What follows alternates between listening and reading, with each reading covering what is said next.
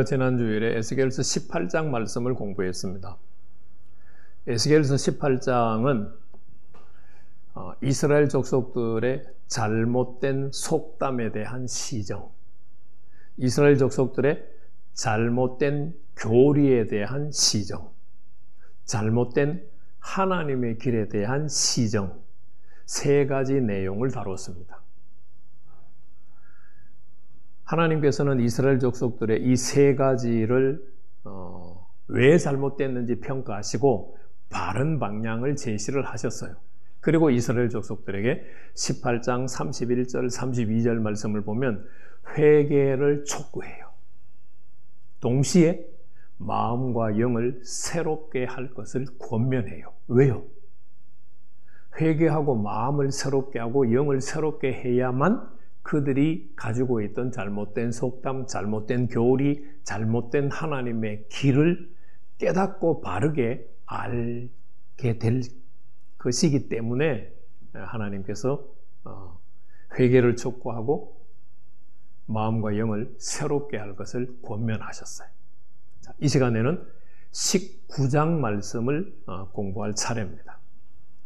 19장은 먼저 우리가 특징 하나를 생각해 볼 필요가 있어요. 제가 성경 에스겔서 19장 앞에 말씀부터 세 구절을 읽겠습니다. 17장 1절입니다. 여호와의 말씀이 내게 임하여 이르시되 인자야. 18장 1절입니다. 여호와의 말씀이 내게 임하여 이르시되. 19장 1절입니다. 너는 이스라엘 고관들을 위하여 애가를 지어 부르라. 무슨 차이가 있죠? 17장 1절과 18장 1절은 여호와의 말씀이 내게 임하여 이르시되, 17장은 인자야가 있고 18장은 인자야가 없어요. 그래서 17장과 18장은 여호와께서 에스겔에게 말씀을 주셔서 에스겔이 그 말씀을 하도록 하셨어요. 인자야가 있건 없건 간에. 그런데 19장에서는 여호와의 말씀이 내게 임하여 이르시되는 전혀 없어요. 너는 이스라엘 고관들을 위하여 애가를 지어 부르라고 하나님이 말씀하셨어요. 무슨 의미예요? 19장은 하나님이 특별하게 에스겔에게 개입하지 않았다라는 말이에요.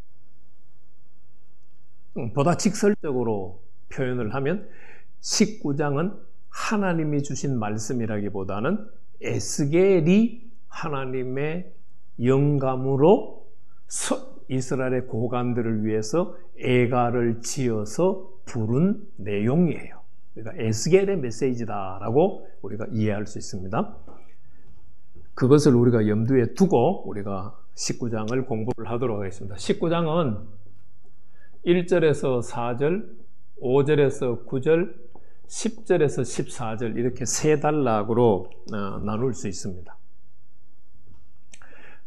1절은 첫 문단의 서론이라고도 볼 수 있고요. 14절까지의 19장 전체의 서론이라고도 말할 수 있습니다. 조금 전에 우리가 살펴봤듯이 19장 메시지는 에스겔이 이스라엘 고관들을 위해서 짓는 애가예요. 그 특징이 있고, 에스겔이 애가를 짓는 대상이 누구냐? 이스라엘의 고관들이에요. 이 이스라엘의 고관들은 에스겔서 11장 1절, 2절 말씀에 그것들이 누구인지가 기록되어 나와요. 바로 장로들이에요. 정치 지도자들이라는 말이죠.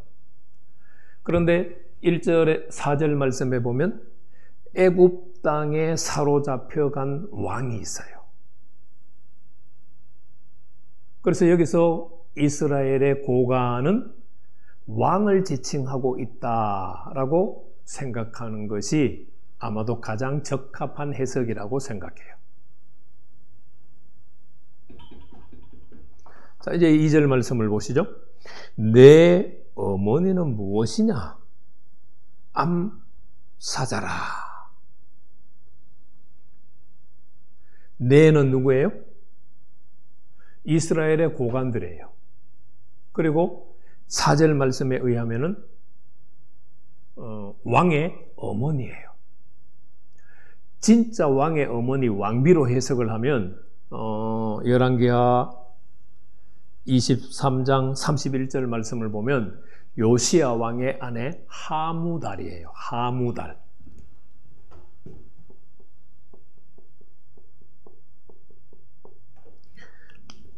그러나 여기서 내 어머니는 암사자다라고 할 때 진짜 왕비를 얘기하는 것이 아니라 유다 나라 자체를 얘기해 주고 있어요. 내 어머니는 암사자라가 유다 나라를 말해요. 자, 그래서 2절 말씀 보면은 그가 사자들 가운데 엎드려 젊은 사자 중에서 그 새끼를 기르는데, 자, 우리가 2절 말씀을 보면 사자들이라는 표현이 나오고 젊은 사자들이라는 표현이 나오고 새끼라는 표현이 나와요. 그럼 도대체 이 단어들이 뭐를 상징하고 있느냐?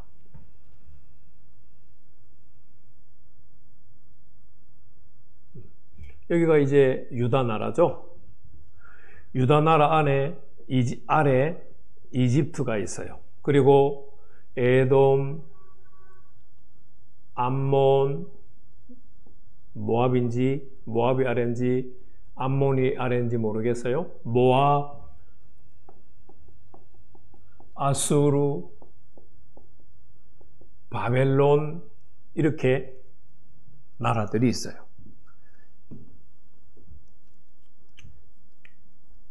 그가 유다 나라를 말하죠. 사자들 가운데 바로 주변에 있는 나라들을 말해요. 사자들은 주변 나라들. 주변에 각 주변에 나라들이 있어요. 그리고 젊은 사자 중에서, 젊은 사자라고 하는 말은 주변 나라들의 왕을 말해요. 왕을. 그 새끼를 기르는데, 그러니까 이 새끼는 유다의 왕자 혹은 왕족을 의미하겠죠. 여기서는 왕자를 의미하죠. 이 왕자는 누구냐? 여호아하스를 지칭하고 있습니다. 왜? 4절에 애굽으로 사로잡혀가요. 그런데 유다 왕들 중에 애굽으로 사로잡혀가는 왕은 여호아하스 왕밖에 없어요. 그렇기 때문에 유다의 왕자는 여호아하스라고 정의할 수 있겠죠. 그러니까 2절 말씀은 이 이야기예요.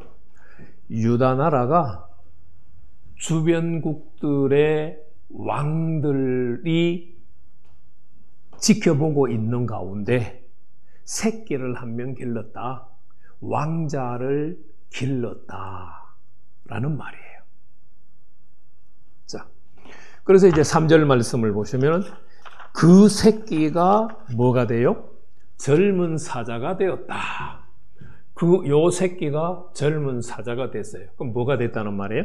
왕이 되었다라는 말이죠. 그래서 3절 시작하는 말씀은 그 새끼 하나를 키움에 젊은 사자가 되었다. 여호아하스를 양육을 해서 왕으로 삼았다라는 말이에요. 그래서 여호아하스가 어떤 사람이 어떤 왕이 됐어요? 먹이 물어뜯기를 배웠다. 주변 나라들과 딜도 하고 또 주변 나라들을 압박하기도 하고 하는 이런 것을 배웠다라는 거죠. 주변 나라들과 싸울 수 있는 담대함, 주변 나라들과 싸울 수 있는 전쟁을 할 수 있는 군사력, 이런 것을 갖췄다는 말이 되겠죠. 사람을 삼킴에 이 여호아하스가 이 주변 나라들을 공격을 해서 침략을 해서 사람도 죽이고 약탈도 하고 이제 그런 일을 한 것을 3절 말씀에서 먹이를 물어뜯기를 배웠고 사람들을 삼켰다라는 표현으로 지금 애가를 에스겔이 지은 거죠. 4절 말씀 보세요. 이방이 듣고 함정으로 그를 잡아. 이 나라들이 여호아하스 왕, 새끼가 젊은 사자가 되었는데 여호아하스가 왕이 되었는데 여호아하스가 왕이 된 사실을 들었어요. 그런데 여기서 이 이방은 누구냐? 이집트의 바로 누고 왕을 말해요. 바로 누고 왕. 자, 우리가 열왕기하 23장 28절 이하의 말씀을 좀 이제 우리가 알아야 돼요. 바로 누고 왕이 아수르를 치기 위해서 행군을 했어요. 행군을 하고 있어요. 그러니까 유다 땅도 지나고 북이스라엘은 이미 망하고 없죠. 북이스라엘 땅도 이제 지나가야 돼요. 그때 여기가 이제 아마 무깃도 이집트의 바로 누고 왕이 아수르를 치기 위해서 유프라테스 강으로 가고 있어요. 그런데 요시야 왕이 무깃도에서 바로 누고를 막았었어요. 그러자 바로 누고가 요시야 왕에게 다음과 같이 이야기해요. 요시야 왕은 비키시오. 하나님이 나를 보내셔서 아수르를 치라고 했습니다. 그러니까 내가 가는 길은 유다 나라와 상관없으니까 유다 나라는 요시야 왕은 비키시오. 그런데 요시야 왕이 길을 비키지 않고 바로 누고를 대적했어요. 그리고 요시야는 바로 누고하고 싸우다가 전사했어요. 그러자 백성들이 몇 장 몇 절이냐면은 열왕기하 잠깐만요. 열왕기하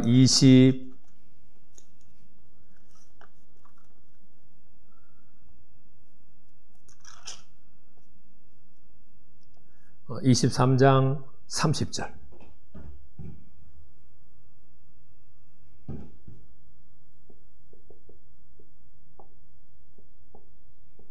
열왕기하 23장 30절 말씀을 보면 백성들이 여호아하스를 왕으로 세웠어요.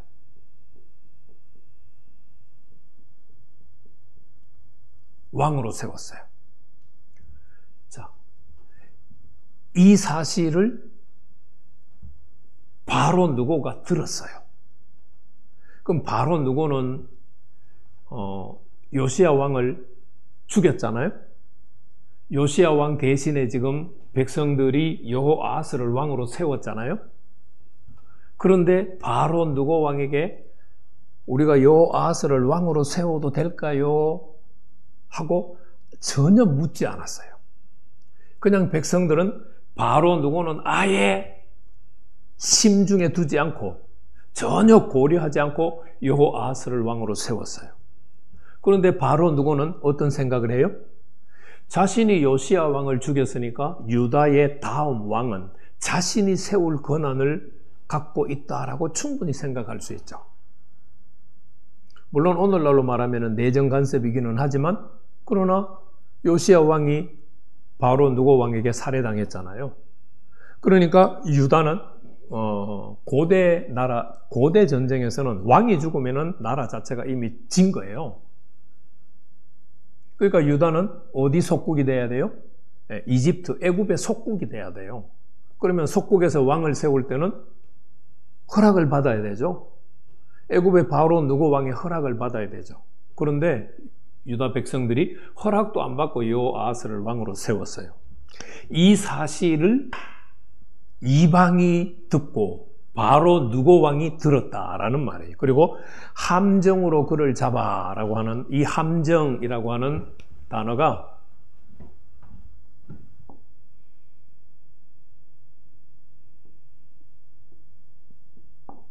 사하트라고 하는 단어예요. 이 사하트라고 하는 단어는 구덩이를 말해요. 어떤 구덩이냐? 사자들을 잡기 위해서 크게 파놓은 구덩이를 말해요. 그냥 사자를 잡을 수 없으니까 사자가 구덩이에 빠져서 굶고 있으면은 힘이 빠졌을 때 이제 사자를 잡는 거죠. 그 사자를 잡는 구덩이를 함정이라고 그래요. 그런데 여기서 함정으로 그를 잡아라고 하는 말은 애굽의 바로 누고가 왜 나한테 묻지도 않고 왕을 세워? 유다 백성들이 한 행위를 트집 잡아서라고 우리가 이해를 하면은 가장 편할 것, 잘 이해할 수 있을 것 같아요. 갈고리로 깨어 끌고, 이거는 이제 여호아하스 왕을 이집트로 끌고 가면서 뭐 어떻게 요즘 말로 하면은 수갑을 채웠든지, 아니면은 옛날 노예로 설명을 하면은 쇠줄로 온 몸을 둘둘 감았든지, 그런 모습을 지금 설명하는 거죠. 애굽 땅으로 데리고 갔다. 23장, 열왕기하 23장 34절, 왕하 23장 34절에 보면은 여호아하스는 애굽에 끌려간 채로 애굽에서 죽어요.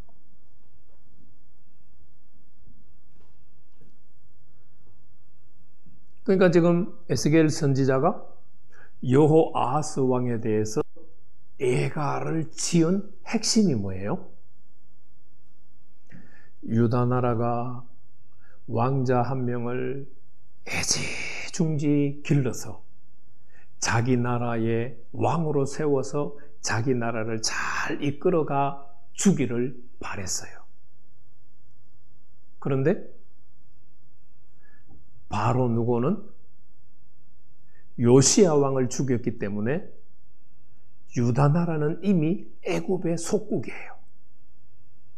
그런데 유다의 백성들이 바로 누고 왕에게 허락도 안 받고 여호아하스를 왕으로 세워버렸어요. 여호아하스는 그거를 트집으로 잡아서 바로 누고 왕은 그거를 트집 잡아서 여호아하스를 이집트로 끌고 포로로 잡아갔어요.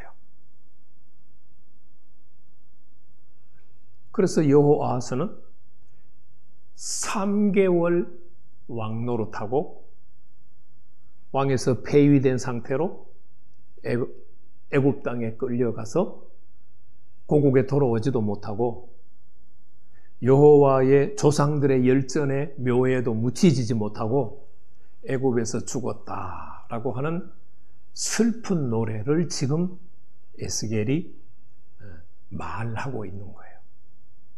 그러니까 핵심을 정리를 하면 유다 나라는 스스로 자신들을 지켜보려고 애를 쓰는 거예요. 그러나 이방의 강대국이 유다 나라를 짓밟아 버리는 거예요. 왕을 폐위시키고 그 왕은 애굽에서 죽게 되는 거예요.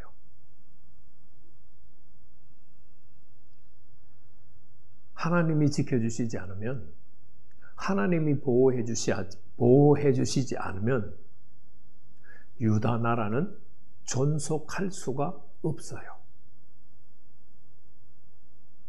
오늘날 성도들도 마찬가지 아닐까요? 우리가 하나님의 보호를 받고 하나님의 인도하심을 받아야 되지 않을까요? 우리 스스로 뭔가를 하려고 했을 때 그 결과는 어떻게 될까요?